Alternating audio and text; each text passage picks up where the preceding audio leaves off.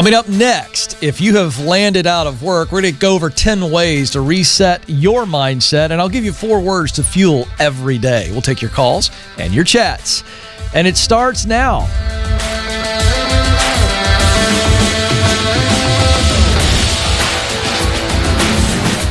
I'm coming to you live from Ramsey Studios in Nashville, and you're joining a conversation about who you are, what you were created to do, where you want to do it, and how you can get there. It is about your purpose through your work, which is inextricably tied to your life. You were created to fill a unique role. That means you are really valuable. But it means you must figure out what that role is and then perform it, because somebody out there needs you to be you, the best version of you. And so that's what we focus on here on the Ken Coleman Show. So excited to have you with us, 844-747-2577. If you're new to the program, 2 ways to communicate with me live. One is, of course, dialing the phone number. It is a toll-free number. Madison is standing by. We have a few phone lines open, 844-747-2577. Then you can send your question via the chat room, but it's got to be very specific because we're not going back and forth. So many times I've taken a chat question and said, hey, call me right now. And they do. So let's go. So I saw an article in Forbes magazine, and this article really stuck out to me. Landed out of work, 10 ways to reset your mindset, because I am all about mindset. I'm reading a ton of stuff about psychology and mindset, and this is written by Margie Worrell. And so I thought, well, this is good. I want to share this with our audience, okay? So you have been furloughed, you have been laid off. How do you reset the mind? And this is all about focus. What are you focusing on? And you want to be focusing on your future. So here are 10 ways to do that. Number 1, don't let your job status be your identity. So this idea that you are some sort of failure or you are a big disappointment because you're out of work. And you feel that, but then if you allow that to become this personal label, it's going to keep you down. Number 2, make sure that you're learning everything you can from the experience, not just in the midst of the experience. Now, I've talked a lot about learning new skills, diversifying in this season where maybe you got kicked out of the nest, but also learn from the situation. Financially, where do you want to put yourself in the future so that if this happens again, it's not as stressful? What can you learn so that you're so valuable that this becomes maybe a much less of a risk that this would happen to you again, because you would be the last to go, if you will. Number 3, focus on setting yourself up for your ideal future. Of course, that's why you listen to this program and watch this program, is because you're thinking about what's the dream? Where do I really want to be? And this is the time to refocus. Number 4, make sure that you are bolstering your connections. Weak ties matter. Now, I've talked about this on the program as well. When somebody says weak ties, we're talking about acquaintances here. So your close inner circle would be your family and your friends. But weak ties would be defined as acquaintances from all walks of life. And we know from sociology studies that it is our weak ties, the acquaintances, where we get most of our job connections. Number 5, establish a routine with a strong start. So even if you're out of work, don't fall into this, well, I'm going to watch Netflix for 3 hours every morning, then have a jar of ice cream, and then I'm going to eat lunch, and then I'm going to watch another movie. Well, I'm in the downtime, so I deserve this. No, create a rhythm and a routine. Number 6, get up, get out, get active. I think we get that. Number 7, stand guard on your energy. Boy, this is true. When our emotions are in a negative place, our energy tends to go lower. So number 8, find ways to contribute to somebody else during the day. Even if you're not working for money, how can you go serve somebody and help somebody and get those endorphins of seeing some significance from your actions? That'll really boost you. Number 9, be careful what you watch, listen, and read. Consumption of media right now, I think, honestly, and I'm not against the media, okay? I still go on TV.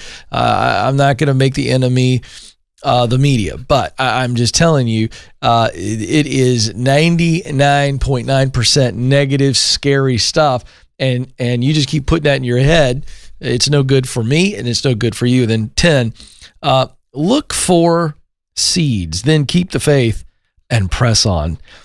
Did I tell you I really liked the article, Joe? And it was because I saw those words, press on, in her tips. And folks, the seeds, the idea that every adversity holds the seed of an equal or greater benefit. That's a great and famous Napoleon Hill quote. Every adversity holds the seed of an equal or greater benefit. Look for the seeds. I love it. Really good stuff by Margie Worrell. Fun reminder.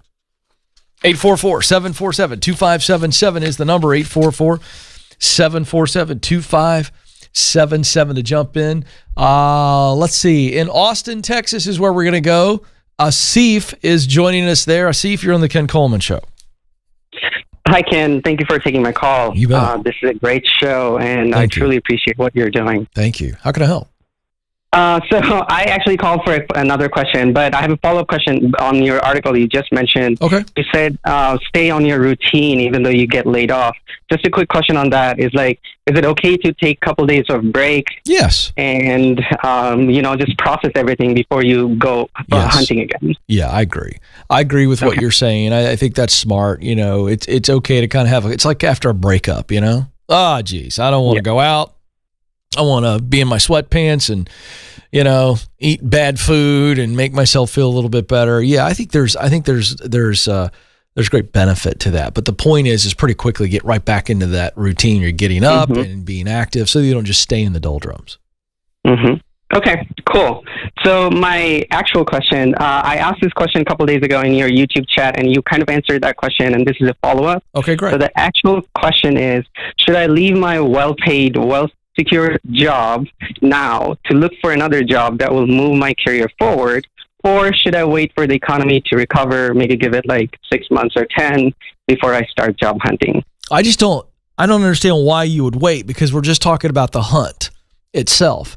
So it's kind of like saying, I want to go hunting for a giant brown bear or an elk or something, but should I wait to go 7 months from now? Well, so in that scenario, it would be like, well, is it better? Is it a better hunting season, or the elk there year round?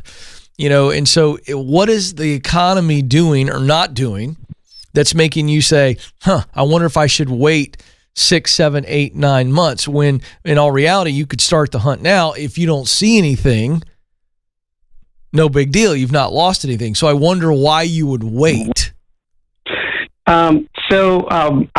I've been hearing people getting laid off, and by well secured, I mean I've been working for a very big corporate company for the last little over 3 years, right out of college. And I'm very good at my job, and I have a very established relationship with my leadership. So that's what I mean by secured. And I feel like if I go get a new job right now, and what if 2 months down the road, the company goes through another layoff, and I might be on top of the list because I'm just brand new there and I haven't established anything. Oh, okay. I got you. I mean, I think it comes down to on the front end. Again, are you looking for a job to at a company where things are really unstable, or are you looking for a job at a company that is in an industry that's pretty solid? So I think that's a wise thing to think through. But I guess my point is that if you're moving into an industry that is pretty solid, and the company itself is pretty solid by everything you can see, then I don't think it's very risky. But it certainly doesn't hurt for you to wait. If you want to just sit and wait for the storm to pass, I don't have any problem with that. I just wanted to know what was driving your concern. What industry and what job are you looking for? What would if I gave it to you tomorrow, what is it? What are you looking for? I want to be a data analyst, and I'm a systems analyst currently. My current responsibilities are probably 10% of data analysis, which is very manual work. I'm trying to do big data analysis, and so I want to be a data analyst. And so what kind of company would you be looking to land that data analyst role with? So currently, what I'm looking for is like one way is government contractors, like they build softwares and stuff. Or currently, I'm actually working for a car manufacturer, so maybe another car company. Yeah, so that would be a great example of a car company. Yeah, certainly could be risky. No question about it. Consumer confidence is still, I would say, shaky. I want to see what July's job report looks like. I want to see what August looks like. I want to see what's happening over the next couple months. There's still an enormous amount of freaked out leaders. I mean, absolutely freaked out by this deal. And I kind of want to see what happens when, the fall rolls around and, who knows? So yeah, car manufacturers, companies like that, I'd be wary of them. I'd be wary of airlines, right? So you know what? I'm going to stick with my answer. I don't think it's a bad idea for you to kick the can and go look right now.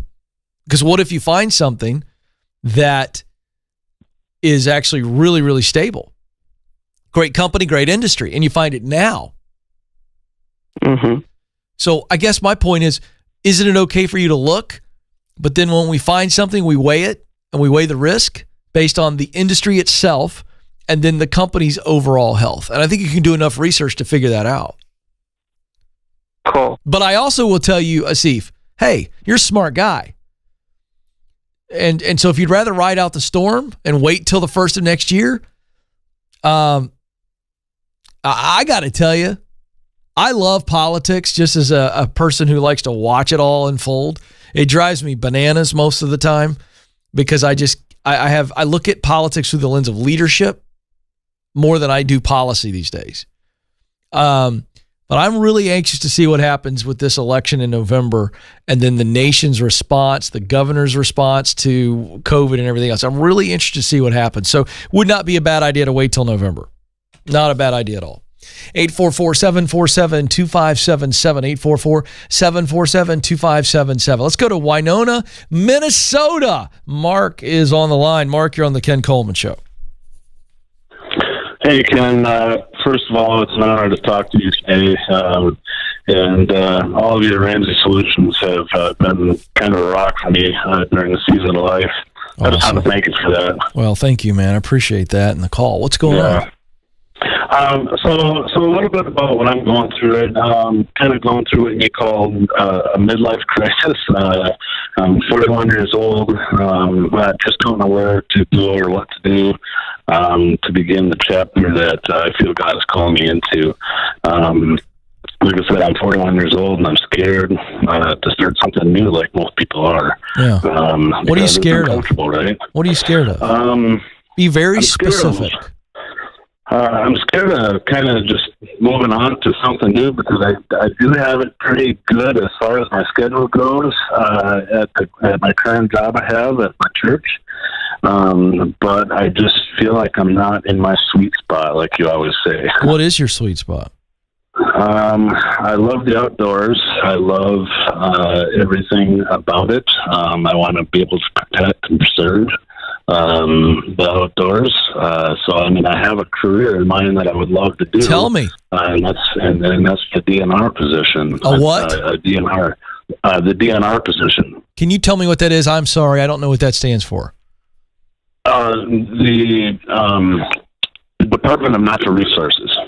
Okay, got you. So you want to work for Minnesota's State Department of Natural Resources or the federal government's? Either. Oh, okay, great. And what would you do? Keep going with that. What would be the great gig? If I called him up, let's say I had deep ties at the Minnesota State Department of Natural Resources. That would be kind of funny if I did, but I don't. But if I did, and I called him up and I said, listen, I want you to hire my guy, Mark. And they said, Ken, anything you want, pal. What's Mark want to do? And I'd say, I would love to be able to do either the fish and wildlife or forestry work. Great. Or park ranger. Great. Those three. Fantastic. Have you done the research on those three positions as it relates to getting qualified? You're clear, bro. You're in stage one. You're just scared to death to step into stage two, which is getting qualified. So do you know, first of all, what it takes to get qualified, meaning what do you need to learn or do or both to actually be qualified for any one of those three positions? Well, there is. I've done some research, and there is a couple of years of schooling. I just, a little bit more about my circumstances that are going on. I purchased a house about a year ago. I have a 5-year-old son I need to take care of and be here for. And just kind of uprooting and going to school kind of scares the crap out of me. Okay, hold on a second.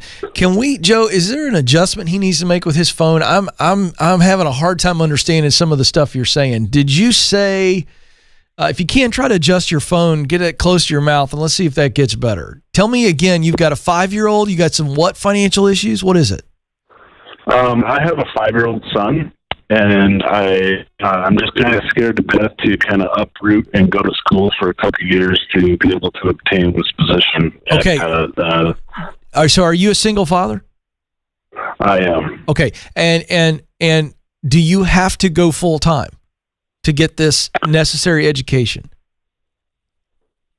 From the looks of it, I would have to be at the school actually, because a lot of the programs that I've researched, they're actually like hands-on out in the field work kind of programs. Okay. And so what financial changes would you have to make to be able to do that? I would probably need to quit my job and go get a couple part-time jobs. I want to go to school debt-free if I need to go to school.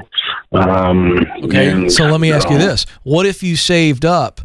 So what if you stayed in your current solid job? You said it was really solid, really good. And what if you committed? And and you got to come up with this plan. But what if you saved up for 2 years or even 3 years? What if you found out that you could take some classes online before you'd have to go commit and be on campus? Is that even possible? Could you save up for 2 or 3 years plus do some learning on the side? I think that is a possibility. Right. There are some classes that I could do online. I've saw. So, Mark, that's part of the plan. So you've been assuming that you got to pick up everything and put you and your son in this financial destitution, and that's just simply a lie. You know that's true now. It's not the truth. So, would you be patient for 2 or 3 years if it allowed you to cash flow your way through school and not have to suffer and really stretch with you and your son and then get where you want to go? Would you be willing to do that? I would. But I mean, like, but like most people, I want to know. But guess what? But Mark, I suffer none of that. I'm not going to have that talk on the show. There's no way for you to do that, bro. Mm-hmm. So get over it. Mm-hmm. So what you've got to do is you have done your research. Okay? Mm-hmm. And so you know what you have to learn and what you have to do. And I'm assuming there's no way to get any one of these 3 positions without having the necessary degree. Is that what you're telling me? That's the only way. Is to uproot? No, is to get a degree. To my knowledge, yes. Yeah, I'd like you to dig on that. So homework assignment number 1 is it absolutely necessary that you have the degree? Because if it's not, this is you working your connections and really getting busy using the proximity principle. And I'm going to give you a copy of my number 1 best-selling book, and you're going to read it and you're going to do it. Okay. Now, Mark, I want to encourage you. Okay. You're not going to be able to do this right now. Doesn't sound like to me. Unless you're saying you are up for the 2 part-time jobs and uprooting your son and just, your kid's not going to know. He's still going to eat. He's going to have a safe, home environment. He's not going to starve. He's going to be in a sheltered environment. So if you can do it the part-time job way, I'm saying go for it. If you want it to happen faster, that's the option. And it sounds like you are up for that. Is it going to be hard? Yes. The other option is be patient. Save up the money, do some online classes, don't have a big disruption in your son's life, and build up to it. So you got 2 great options there. 844-747-2577. 844-747-2577. Precious writes in, if you have many dreams and many talents, how do you funnel down in what you should do or what God wants you to do? Well, the short answer is I'd like you to call the show and let's put these out and let's walk through them. But you take the talents And I want you to take the Career Clarity Guide at kencoleman.com. It's free. And I'm going to walk you through the process. I make you write it down, essentially. But once we figure out what the top dreams are, so when you say many dreams, my guess is we're talking somewhere between 2 to 5, based on my experience talking to thousands and thousands of callers. Well, let's say you got 5. So you list the old 5 dreams out there, and we just good old-fashioned let our brain and our heart begin to connect by looking at them and going, all right, when I think about this dream, let me dream a little bit on just this dream. Just let your heart and head dream. What would be the mountaintop experience with each of the 5 dreams? And I'd rank them. I really would. I'd rank them. And I would do the old game that I do on the air with folks. If you could only choose one, which one would you choose and why? And that's a great way for you to really pick. Because I think what's happening is when I hear this question, and we get this a lot, Precious, which, by the way, I love the name, is that you are making an excuse for not moving forward on any of them by saying, I can't pick. I got so many. I don't want to pick the wrong one. And that becomes a very convenient excuse. Because here's what I believe. When you take the Career Clarity Guide, you're going to be able to identify the sweet spot. You can call the show. We'll walk through talent, passion, mission. Talent, hard skills, soft skills, what you're really good at. We talk about passion here on this show as work, a task, a function that we love. We look forward to it. We love it when we're in it. And we don't want to stop doing it. And then finally, the results of the work that connect our heart. That's our mission, right? We want to spend our time creating these results. That's mission. When you look at how all 3 of those intersect and you look at, inside that sweet spot is kind of this primary role that if I'm filling this role every day, performing this role, I am experiencing tremendous significance. Now, once you figure that out, there's multiple jobs and career paths that will allow you to perform that role. So effectively, it's very possible that all 5 of your dreams fit in your sweet spot. But let's figure out what the sweet spot is first. And then you weigh them. And I think there's always a winner. There's always a winner. And I'd go with the winner. 844-747-2577. We'll get back to the phones a little bit. Let's do one more chat here. OD.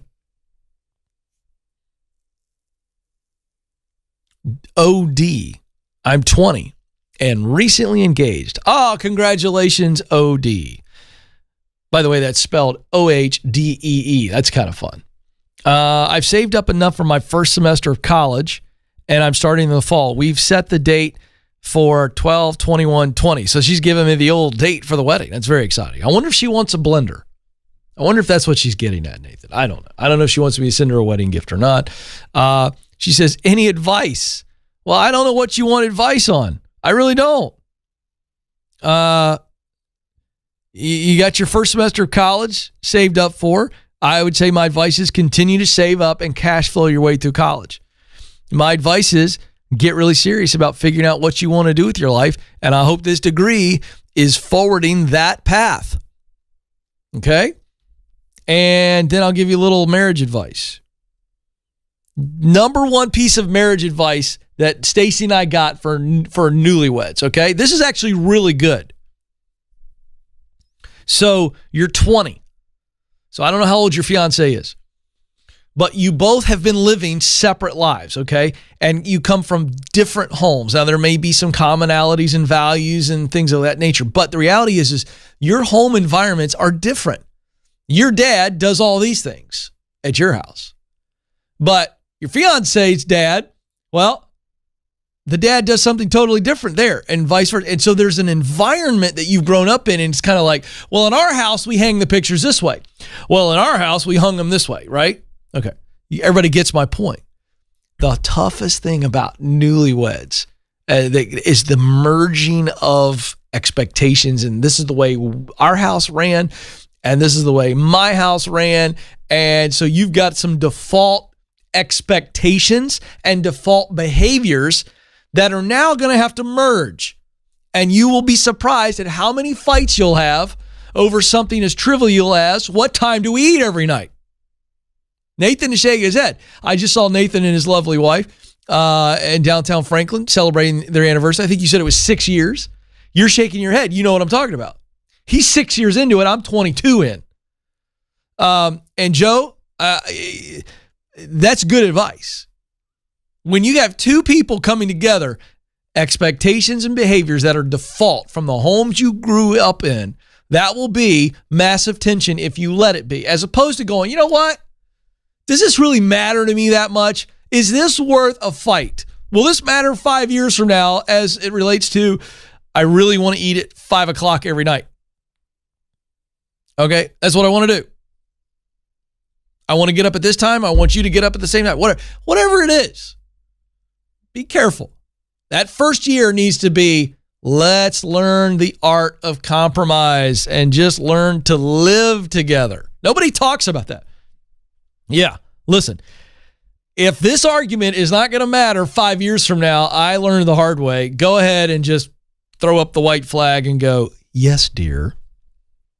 I'm speaking to you dudes primarily. I don't know who came up with the phrase happy wife, happy life, but that person deserves the congressional medal. John Felkins did. He just walked by the glass, one of our awesome leadership coaches. Let me tell you something, guys, newlywed dudes, grab that truth and hold on to it dearly. All right, we're going to get back to purpose advice and not marriage advice, but I'm good for a little relationship advice from time to time. And 22 years of screwing up, Joe, that'll do that for you. You know what I mean? I mean, you don't get to 22 years without a host of mistakes. That's good experience. Yeah, and you know Stacy well. And I think you would agree that I'm almost always wrong. And say yes, dear, a lot. That's right. But hey, I digress. Okay, you ready? Here we go. Quick teaching. We're going to get back to the phones. Joe, I was thinking about this morning. Having a cup of coffee out on the old patio.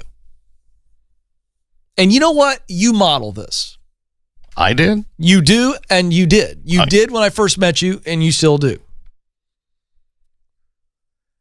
And I think you would say that I model this because you've been with me on this journey. This has not been an easy journey to this show. You know this. And there was a phrase that I revisited often. And it's a 4-word phrase. And you know who taught it to me? My grandmother, who died 2 years ago at the age of 96. And she used to say this when I was a kid. And I'm going to give it to you. 4 words that I believe you need to tell yourself every day, straight from my grandmother. You know what it is? Here it is. Keep on keeping on. There it is. I'm just going to let that sit there. You want to know the difference between people who win in life and people who don't? Those 4 words. People who win, they just keep on keeping on. In the face of failure, they've failed. They have to quit things and start new things. But you know what they keep doing? They keep keeping on.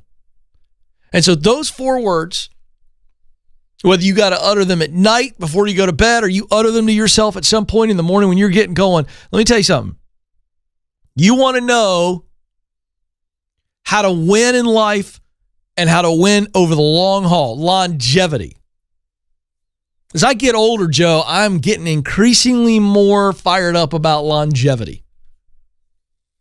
Staying with it. And so those 4 words, tell yourself, keep on keeping on. Keep on keeping on when you're not sure what you need to do next. Keep on keeping on when you've been rejected.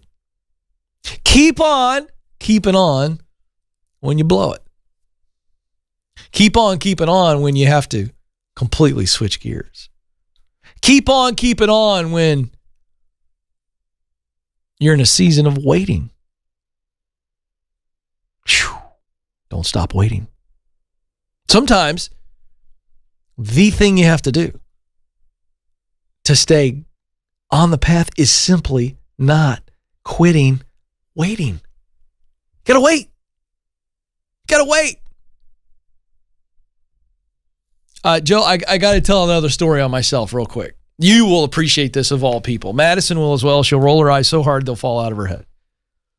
So 2 weekends ago, Stacy and I and the kids are on our way to a birthday party. And right here in Franklin.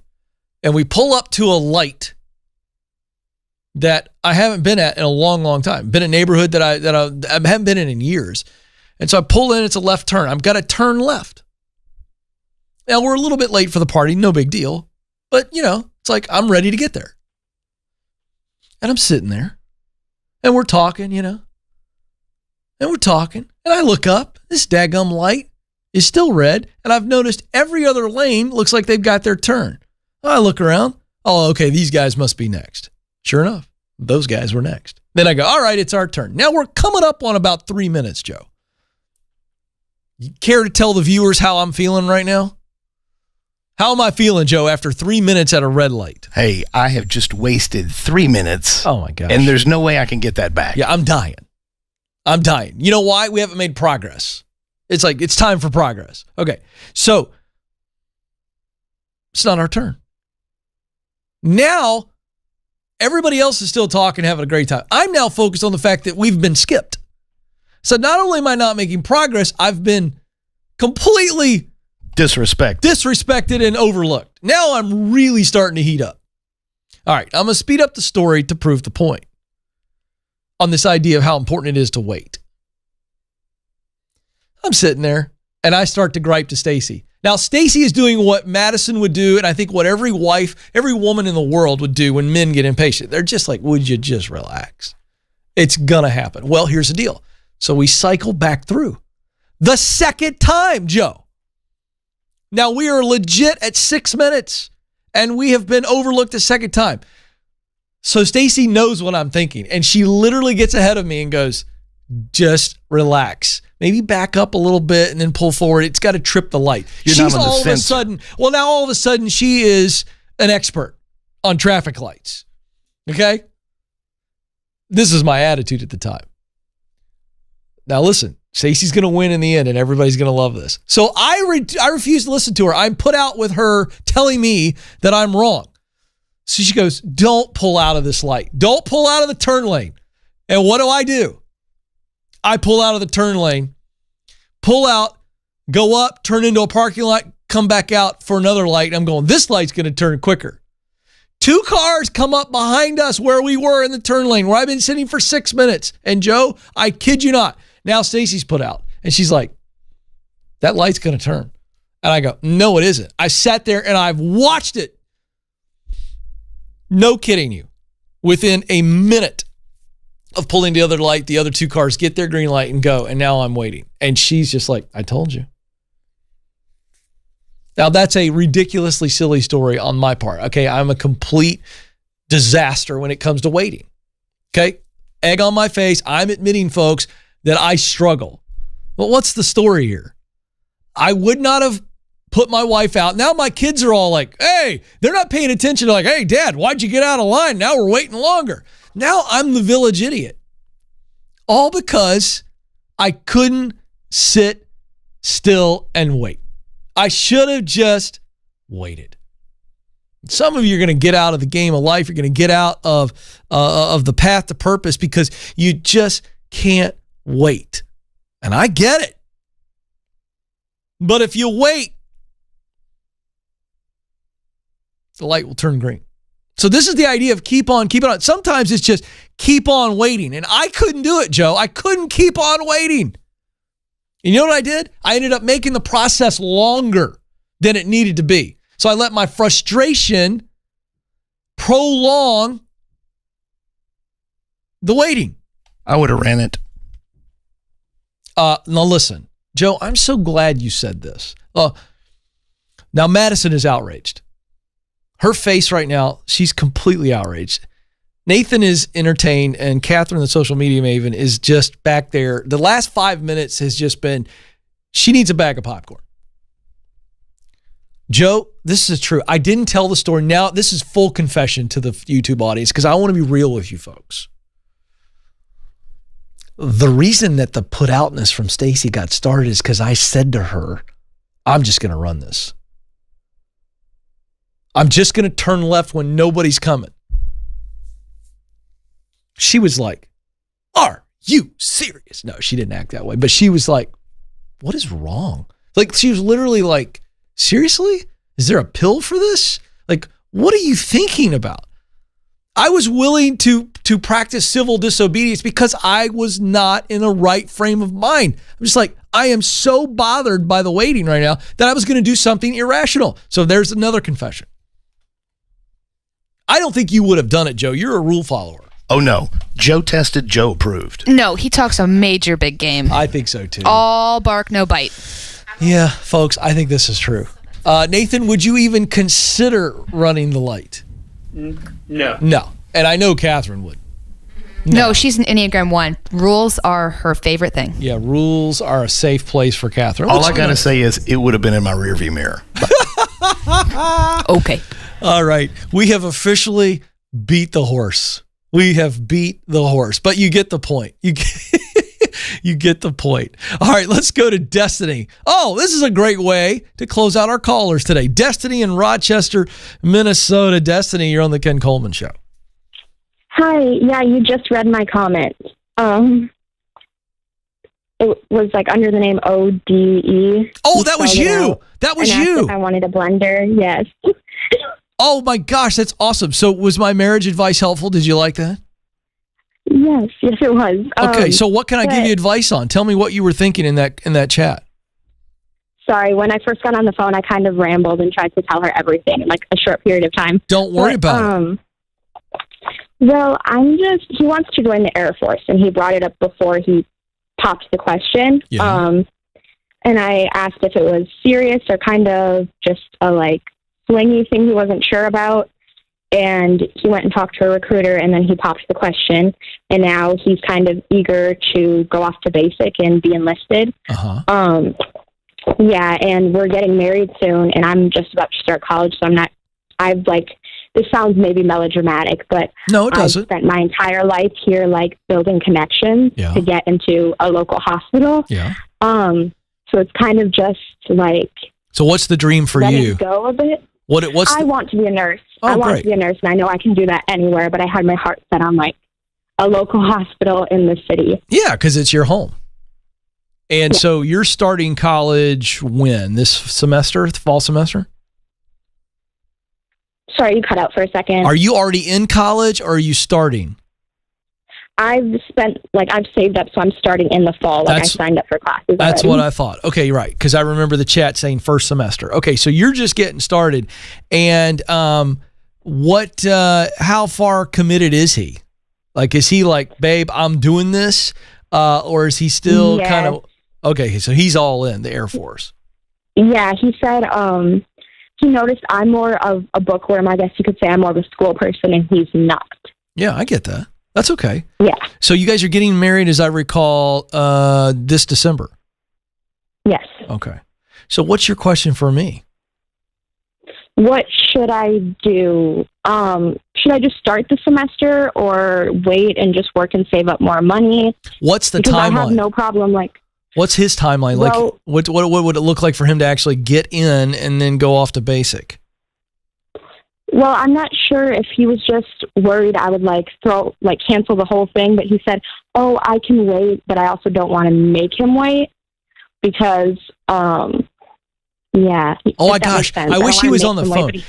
Yeah, I wish he was on the phone. You know why? He's at work right now, so that's the problem. He's what? He's at work, so that's the problem. It's okay. Here's the deal. You know what you all need to do? You need to have a nice date night. And you need to say, hey, I don't want to make you wait, but I appreciate that you're willing to wait. How long would you wait? What does that mean? I think you guys have to get on the complete same page. And maybe you are, but I just think I love the fact that he's willing to wait, but I want to know what that means. Does that mean wait until you're out of school? Because that's a long wait, and I'm not sure he can wait that long. I think that might cause some... Wait, he said, he's like, I can work the whole time you're in school and financially support you. And I was like, well, you don't have to do that. And he was like, well, I want to. Well, then if he wants to, that's fine. He's still a young man. He can enter the Air Force once you get out. But now that's still not going to take care of the tension for you. The major tension for you is you've got a future in your mind that revolves around Rochester, Minnesota, and a hospital. Right. If he joins the Air Force, guess what? Yeah. You're going with him. Yeah. So that's the bigger issue. Not him waiting. The bigger issue is, are you willing to, for a season of life, is he going to do this for 10 years, 15 years, 20? What's he thinking? We had some big 20. picture. He was like, I'm going to go in and retire. So okay, guess what? All the way. How many times on average is it possible, and he can find out the answer for this, would you guys potentially move and be transferred in that 20 years? That means you're popping in all over the place. You're in hospitals. And as a nurse, you can do that. Right. So that's not the issue. You being a nurse and doing what you want to do is not the issue. The issue is... it's the fear of getting out of the hometown, yeah. Yeah, and can I tell you something? You guys got to get this figured out before we seriously walk down the aisle. This is a couples counseling thing. Yeah, we've signed up already. So good. You don't want to resent him. You don't want to resent him. Here's the real issue. You don't want to resent him for taking you out of your comfort zone. And he doesn't want to resent you for waiting and delaying or never even doing it, because at the end of the day, he sees how uncomfortable you are. He may get to a point where he goes, I'm not even going to go in the Air Force. And then 15, 20 years down the road, he could resent you. And so that's why we've got to get on the same page. And I respect your feelings, but I also respect his. And I think there is a way for you both to pursue what you want to do and still be together. And I'm a person who never, ever, ever would not move forward on something because I have to move out of a town that I really love. Now, that's me. But I understand that's not everybody, and I want to be sensitive to that. But I would just ask yourself, what's most important? Okay. Longevity, as you said earlier. I think it's keep on keeping on. Is this your guy? No, I took notes of what you were saying. I know, but I'm saying, is this your guy? Yeah. He's your man. Yes. Then and he's saying the same thing. I'd say to him, young man, is this your lady? And if he said, yes, sir, absolutely, I'd go, well, then you two need to figure out what your journey looks like together. And becoming like cohesive and putting it together. You're both going to have to sacrifice. So let's put what sacrifices that both of you have to make on the table, look at each other and go, is it worth it? And I can tell you, 22 years in, Stacy and I have both have to sacrifice many, many times. And I can tell you, kiddo, it's worth it. It's absolutely worth it. Okay, thank you. You bet it. You bet. You're going to be great. Listen, you focus on how opportunities through the Air Force might offer you the opportunity to be a nurse and touch lives in so many different areas, and look at it as an adventure. And then you guys will settle down at some point. So that's how I would look at that. All right, Joe, my time is almost up. But before I let you go, I want you to know that you matter and you do have what it takes. Thank you so much for joining us. Until next time, this is the Ken Coleman Show. Press on.